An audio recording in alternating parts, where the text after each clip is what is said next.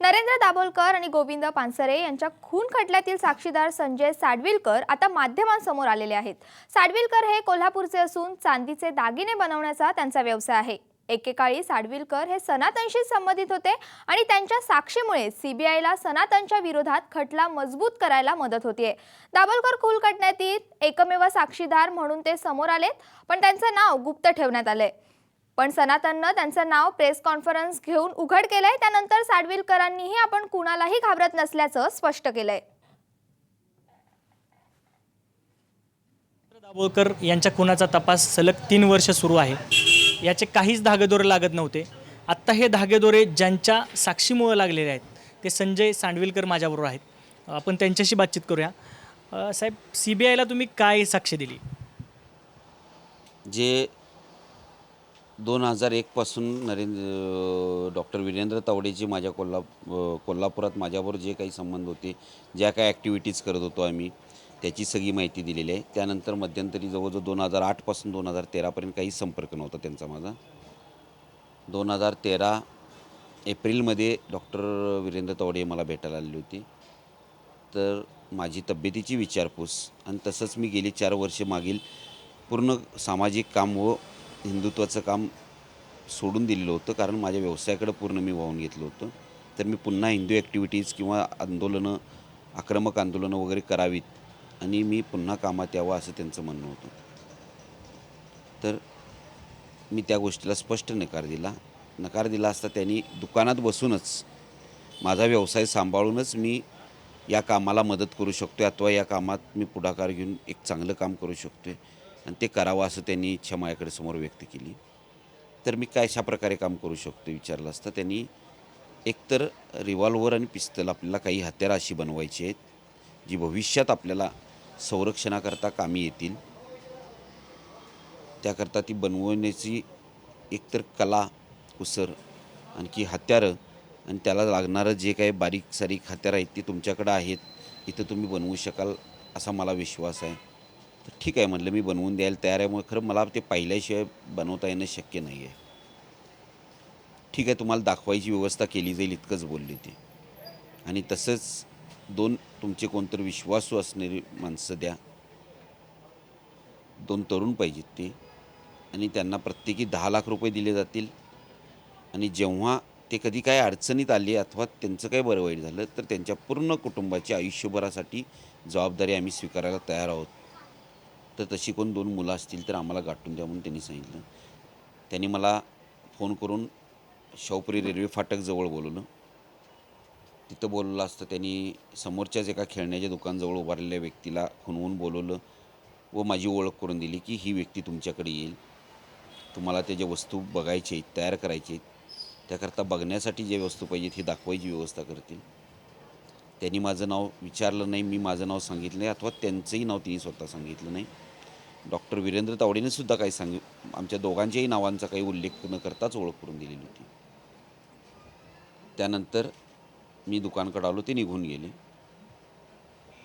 अंदाजे त्यानंतर एक 15 दिवसाचा कालावधी गेला असेल आणि सायंकाळचे 7:30 वाजता डॉक्टर वीरेंद्र तावडे यांचा मला फोन आला। आणि प्रत्येक वेळेला डॉक्टर वीरेंद्र तावडे हे कोल्हापुरातीलच लँडलाईनवरून फोन करायचे, कॉईन बॉक्स ज्याला म्हणतात।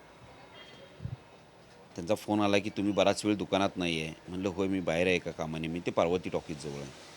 तर जी गृहस्थ परवा वस्तू घेऊन तुमच्या दुकानात आलेली होती तुमच्याकडे दाखवायला, तर ती बराच वेळ झाली तुमच्या दुकानच्या बाहेर वाट बघायला लागली, तर तुम्ही पटकन तिथं जाऊन त्यांची भेट घ्या। मी ठीक आहे म्हणलं। त्याच वेळेला मला थोडीशी जाणीव झाली होती की मी भविष्यात कुठं जाऊन पुढं एखाद्या मोठ्या गुन्ह्यात वगैरे अडकण्याची शक्यता यांच्याबरोबर। आणि बऱ्याच धार्मिक गोष्टींच्याबद्दल आपल्याला माहिती नसते, ती माहिती द्यायचं काम करणारी ही संस्था आहे, म्हणून त्या संस्थेकडे एक आदरानं बघितलं जात होतं माझ्याकडून, किंवा त्याबद्दल एक मनात आदर होता। परंतु ह्या संस्थेचं याच प्रकारचं काम करणारे डॉक्टर वीरेंद्र तावडे 2001 ते 2008पर्यंत मी पाहिले होते, परंतु 2013मध्ये भेटलेले वीरेंद्र तावडे हे ह्या विचारांचे होते असं मला कुठेही जाणवलं नाही। त्यामुळं मी भविष्यात पुढं कुठं जाऊन एखाद्या यांच्याबरोबर मोठ्या संकटात सापडण्याची शक्यता, संशय मला आल्यामुळं मी त्या दिवशीच लगेच माझे मित्र पोलीस कॉन्स्टेबल विजू पाटील यांना फोन करून कल्पना दिली तशी, पानसरेंवर हल्ला झाल्यानंतर तुम्ही आणखीन काही अधिकाऱ्यांना भेटलात, ते कोणकोणत्या? पानसरेंच्यावर हल्ला झाल्यावर त्या दिवशी लगेच मी पुन्हा विजू पाटीलला फोन केला की बघ, मी सांगतोय तीच लिंक असणार आहे, मी सांगतोय तीच लोक असणार आहेत. तो म्हणला मी येतोय भेटायला. त्या दिवशी पूर्ण दिवसात तर कोणीच मला भेटायला आलं नाही. त्याच्या दुसऱ्या दिवशी विजू पाटील आणि राजाराम पोलीस स्टेशनचे कॉन्स्टेबल नाहीत सुनील जवाई, ही दोघं मला भेटायला आले. त्यांनी मला अमृत देशमुख साहेब भेटायला बोलवा लागलेत म्हणून सांगितल्यानंतर मी त्यांच्याबरोबर अमृत देशमुख साहेबांना जाऊन भेटलो. शिवाजी विद्यापीठच्या समोरच्या बाजूला जी बगीचा आहे त्या बगीच्यात जवळजवळ 1 तासभर त्यांची माझी चर्चा झाली. त्यानंतर अमृत देशमुख साहेबांनी सांगितले तुम्हाला SP साहेबांची गाडावरून देतो आहे आणि आपण त्यांच्याशी बोलाय सगळं. म्हटलं ठीक आहे. मग पानसरे सरांचा जो बंगला आहे त्याच्याबरोबर समोर माझ्या मित्राचा एक बंगला आहे. त्या बंगल्यात मी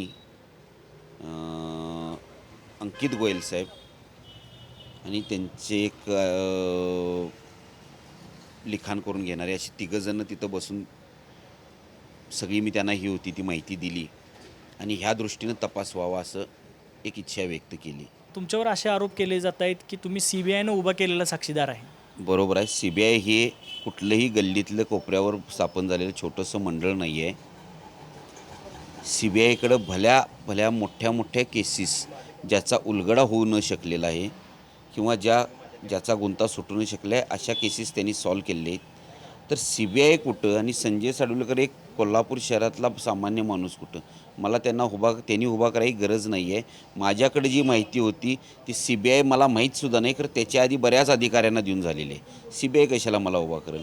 सगळ्यात शेवटचा मार्ग म्हणून CBIकडं मी पोचलो. तुमच्या नार्को टेस्टची मागणी सनातन करत आहे. कधी तयार आहे, कारण जे घटना घडलेल्या आहेत आणि ज्या सत्य आहेत त्या पूर्णतः खऱ्या आहेत,